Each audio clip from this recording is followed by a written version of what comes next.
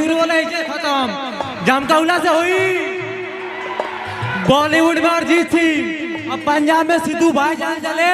अरे कि बॉलीवुड में अरिजीत सिंह, पंजाब में सिद्धू भाईजान चले। और जब बात भोजपुरी इंडस्ट्री क्या मिला, यूपी बिहार झारखंड के लोग यूपी के आसमान का पावर स्टार पवन सिंह देखा भोजपुरी के सलमान खान कहा चला। सबसे पहले अपन दिल में बतावे ले, दिल में बतावे ले।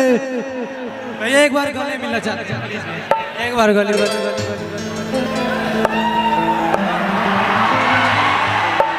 लव यू भैया, एक बार मेरे लिए लव यू बोल। देख पद पे रहूं, किसी भी कुर्सी पे बैठूं, बट बैठाया कौन है? आपने बैठाया। मैं कहीं भी रहूं, कुछ भी रहूं, कुछ भी बन के रहूं, मालिक कौन है? आप। इलाका रहे के बजाओ। देखी देखी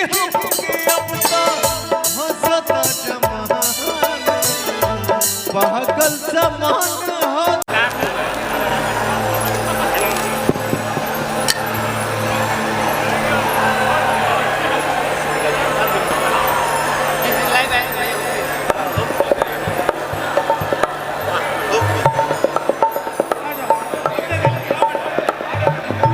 हिले यारा डिस्ट्रिक्ट जिला टॉप लागेलू, हो जिला टॉप लागेलू। कमरिया कमरिया कमरिया करे लॉलीपॉप लागेलू।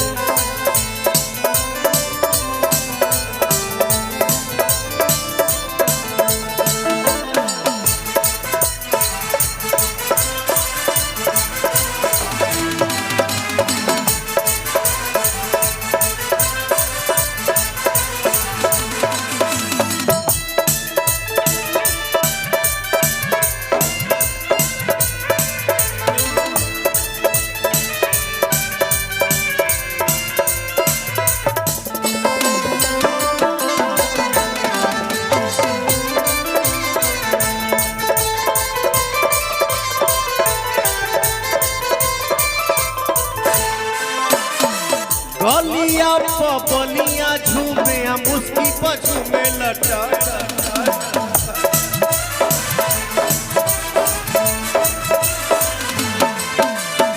गोरखपुर देवरिया में तो हर भूख रहेला साटा।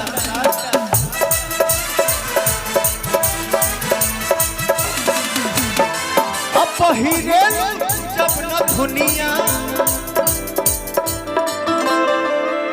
हर पहिरेलू तू जब न दुनिया, हिलेला मोहनिया। तू जाका चौक लागे, कमरिया कमरिया